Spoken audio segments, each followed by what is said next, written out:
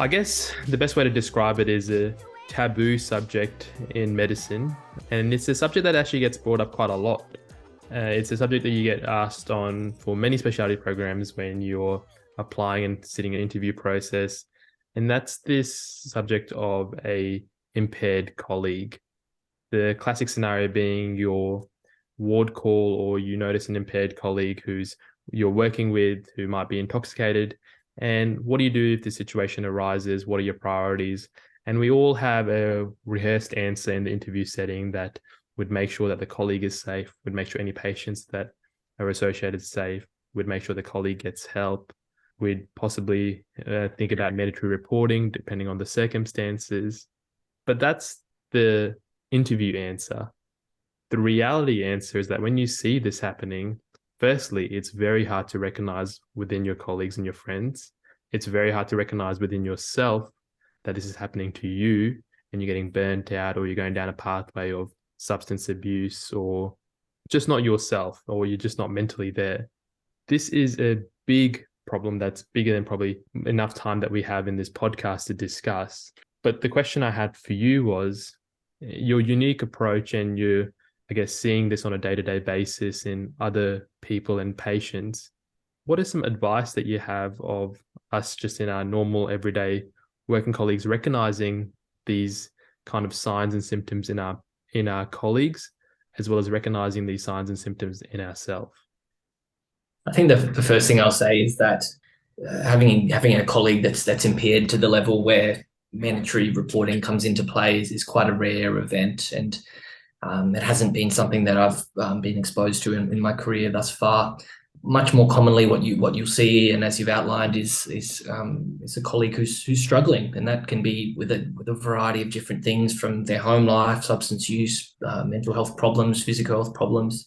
And I think we do have kind of a responsibility, one, to protect our patients from kind of gross negligence, which, as I said, is rare. And we also have a responsibility to support our colleagues. And I think as we support our colleagues in this situation, it is also for the benefit of patients. I think healthy, well-adjusted doctors who good mental health can do the best for their patients. So I think by supporting colleagues as doctors where we can early, I think is what we should be striving for the best outcomes for them, as well as for their patients. And I think mandatory reporting is something we need to be aware of, but is a kind of a last stage. So what happens, and what do you notice in a colleague who might be struggling? I think it's different for everyone, and it depends on how close your relationship is. But I'd be looking for different kinds of behavioural changes. So when somebody's stopped coming to work on time, they've had changes in kind of their efficiency at work. If there's clearly changes in how they've been looking after themselves and caring for themselves. Or if you've noticed their approach to patients has changed, they're more detached from patients, or kind of they're not able to kind of relate to people in the same way, or you've picked up sort of mistakes they wouldn't usually make. I think that'd all be things that might raise some concern that something's going on for your colleague. And I think the best way to approach it is really depending, as I said, on the relationship you have with them, and also from a hierarchical point of view where you are in that. But being able to, in a kind of a safe and confidential way, open up that conversation with your colleague that you might be worried about them and how they're going. And I think that's the first step of being able to get a view. And often what will happen when you have opened up that conversation is there'll be a quite an understandable life event that's happened for somebody in a relationship or in their family that's causing them stress at work and impacting their performance.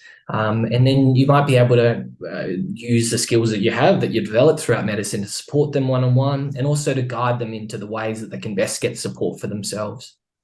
Accessing mental health support or support within your organisation is your right as the doctor, as a human being, and it isn't something to be ashamed of, or that says anything about your longer term performance as a doctor. And I think it's something we really should be encouraging for anyone who's struggling, but really for all of us across the board.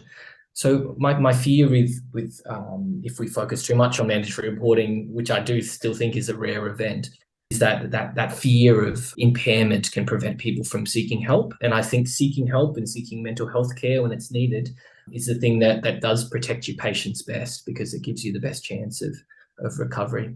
And the medical board has started to take this view themselves as well, and they do look favourably on people when they seek their own mental health care. Mm. What that looks like for people individually, I think, depends on how confident and comfortable they are with getting support through organisations like that are specifically for doctors, or that might be organised through your specialty or through your hospital board.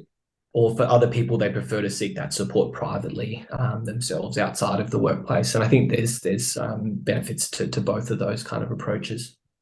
And I think I find it difficult that if one of my colleagues is in a situation where I think they might be not their usual selves or have some of those signs, is starting that initial conversation. And I find that personally really difficult to do, because you're trying to help someone, but the biggest fear is that you don't want the other person to feel like you're accusing them of anything. And this comes back to the words you use, and I guess how well you know your colleague, to how well you would, in what kind of way that you would talk to them or approach them. And sometimes you might just recognize this in a colleague that you might not be well associated with. They might not be your close friends. And I think that's a tricky situation. Do you have any advice on what kind of words that you can use? I know it's a bit more specific, but words that make people feel comfortable. And the one thing I want to avoid is anyone accusing someone of something and then them retreating back into themselves and that problem getting worse. Yeah, I think if you are having that conversation, I think acknowledging how difficult things are likely to be for the person, I think, can take away some of that stigma. So, for example, you're an intern in the hospital and you're trying to check in on one of your colleagues there. You could start it with kind of acknowledgement yourself of how difficult this year is and how much stress that you're feeling under this as well, and use that as a launch pad to ask them of how they're dealing with the stress there, or with the pressures of internship, or of these big kind of questions that are coming up for you.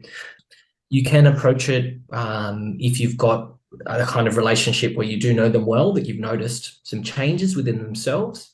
They might not be their usual self, or they might be a bit more distant or distracted to how they are, and checking in to make sure they're okay and seeing what's going on for them. I think that if you have that relationship, that can be a way. It can be difficult if you're calling out things that you've noticed at work and in that environment. I think that can be potentially stigmatizing. So unless something serious has happened, I think I'd more check in with the stresses that you both experience, or what you've noticed kind of within them.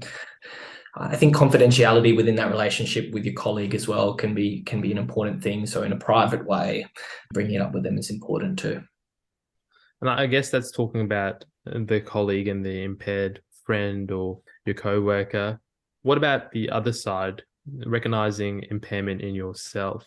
Because I think as doctors in general, we get a rap for having poor self-care.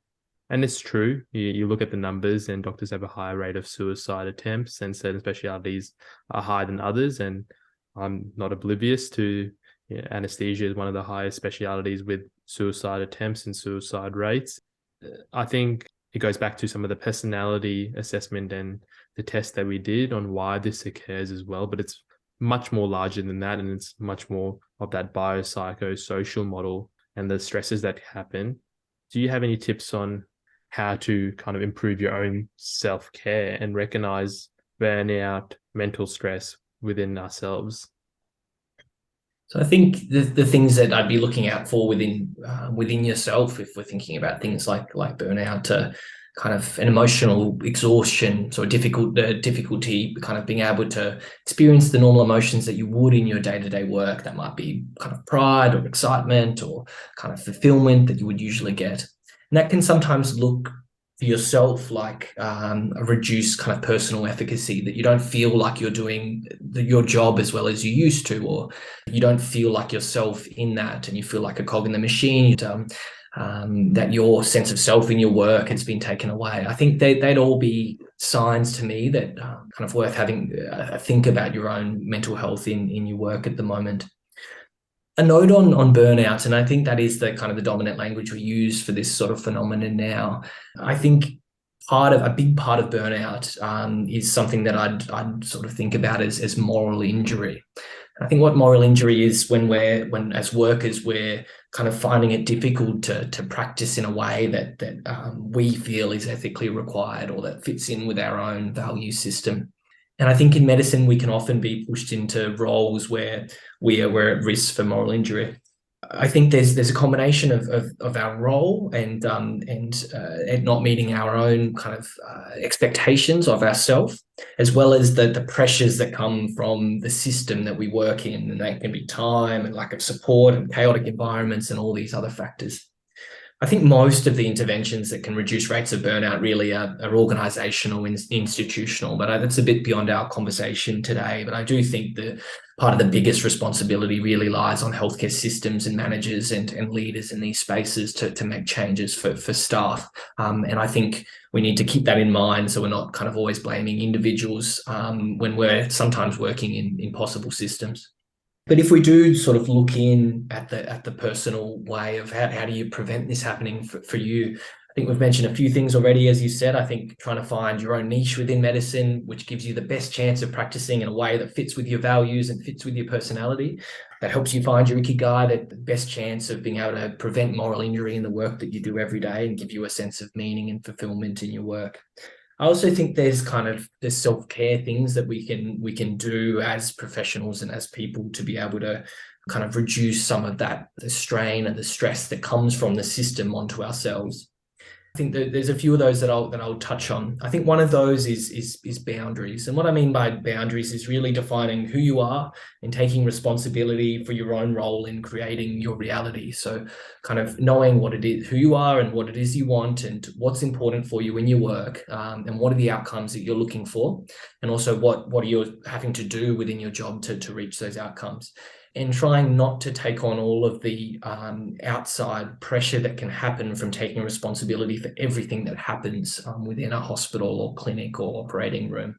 I think within all of our roles, there are things outside of our control, and that can be workload pressures, that can be the situations we work in, that can be some of our colleagues that we work for who we might have different approaches to us, or difficult personalities in the people that we work with.